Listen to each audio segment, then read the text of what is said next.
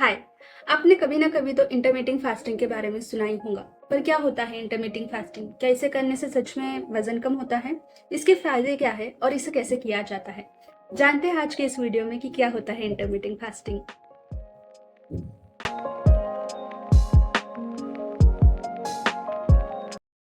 So what is intermitting fasting? Intermitting fasting एक ऐसा method होता है जिसमें आप क्या खाते हो इससे ज़्यादा आप कब खाते हो इस पे ध्यान दिया जाता है।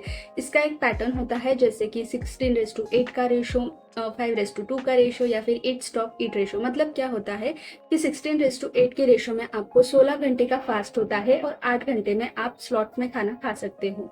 उसके बाद आता है 5:2 का रेशो। मतलब क्या कि आपको हफ्ते में 5 दिन जो है वो नॉर्मल डाइट अलाउड होता है, बट 2 दिन आपको कम कैलोरी वाला डाइट खाना होता है। उसके बाद आता है ईट स्टॉप ईट रेशो। मतलब क्या कि आप हफ्ते में 1 या 2 बार 24 आवर्स की फास्टिंग करोगे और बाकी टाइम आपका नॉर्मल डाइट जो है वो साइमल्टेनियसली चलता रहेगा। सो ये था हमारा intermediate fasting. Okay, so now the question is कि इंटरमीडिएट फास्टिंग को स्टार्ट कैसे करें। तो अगर हम 16:8 का रेशियो देखें तो उसमें अगर आपको 16 घंटे का फास्टिंग करना है तो 8 घंटे जो होते हैं आपके दिन के, उसमें आप आपके हिसाब से जो है वो मील्स ले सकते हो। छोटे छोटे टाइमिंग्स में, मतलब छोटे हर 2 घंटे बाद कुछ ना कुछ आप खा सकते हो वो 8 आवर्स के पीरियड में।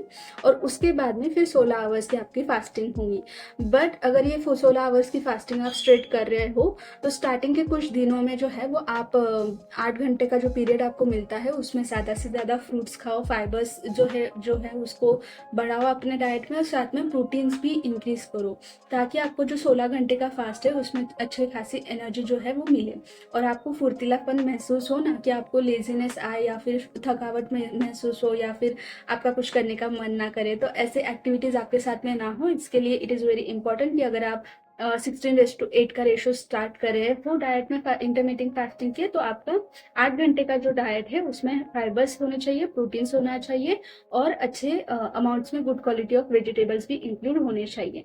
अभी देखो, अभी आप 16 घंटे का जब फास्ट करोगे तो उसमें ऐसा नहीं कि आपको स्ट्रेट फास्ट करना है, उसमें कुछ भी खाना ही नहीं है, पीना ही नहीं है। खाना तो है नहीं, बट हाँ, अगर पीने की बात करूँ तो आपके बॉडी को हाइड्रेट रहने की ज़रूरत पड़ेगी। तो आपके बॉडी को हाइड्रेट रहने के लिए आप ग्रीन टी यूज़ कर सकते हो या फिर कभी पानी भी पी सकते हो। और थोड़े थोड़े टाइम बाद आप हमेशा वाटर इंटेक कर सकते हो, जिसकी वजह से आपको डिहाइड्रेट फील नहीं होगा और उसके साथ में आपका फास्टिंग जर्नी जो है वो थोड़ा सा स्मूथ रहेगा।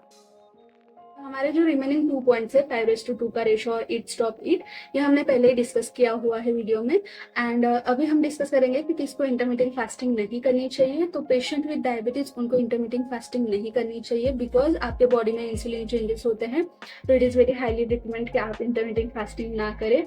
बट अगर आप फिर भी ऐसे कुछ डाइट में इन्वॉल्व हो तो प्लीज़ आपके जो भी प्रोफेशनलिस्ट है उनकी हेल्प लो, उनको पूछो, सही गाइडेंस लो और फिर आप इंटरमीडिएट फास्टिंग की तरफ जाओ। देन सेकेंड होती है प्रेग्नेंट लेडीज, उनको कैलोरीज प्रोटीन डबल रखता है। तो फिर आप अगर ऐसे इंटरमीडिएट फास्टिंग में उस फेज में जाते हो तो it is very risky for your health and babies health. सो ऐसे पेशेंट्स को भी इंटरमीडिएट फास्टिंग अवॉइड करनी चाहिए। थर्ड होता है कि छोटे बच्चे या फिर चिल्ड्रंस में ना यूजुअली पेरेंट्स जो होते हैं वो थोड़े कॉन्शियस होते हैं कि उनके बेबीज की हेल्थ ना थोड़ी सी हेल्दी रहे, अच्छे रहे, वो तंदुरुस्त रहे। तो वो एक्सरसाइज या फिर डाइट में इन्वॉल्व होते हैं। तो अगर ऐसे कुछ पेरेंट्स आपके सराउंडिंग में है तो उनको जरूर से जानकारी दे कि ऐसे कुछ भी डाइट में आप बच्चों को इन्वॉल्व ना करें और आप खुद भी कभी अपने बच्चों को ऐसे डाइट्स में इन्वॉल्व ना करें। और अगर आप आपके हेल्थ को लेकर सीरियस हो और आप ऐसे कुछ डाइट में इन्वॉल्व होना भी चाह रहे हो तो प्रोफेशनलिस्ट की हेल्प जरूर से लेना। With this all information, I am ending this video here. I hope you like this video. अगर आपको कुछ भी क्वेरी होंगे, कुछ भी क्वेश्चन होगा रिलेटेड टू इंटरमीडिएट डाइट तो प्लीज़ कमेंट सेक्शन में ज़रूर बताना।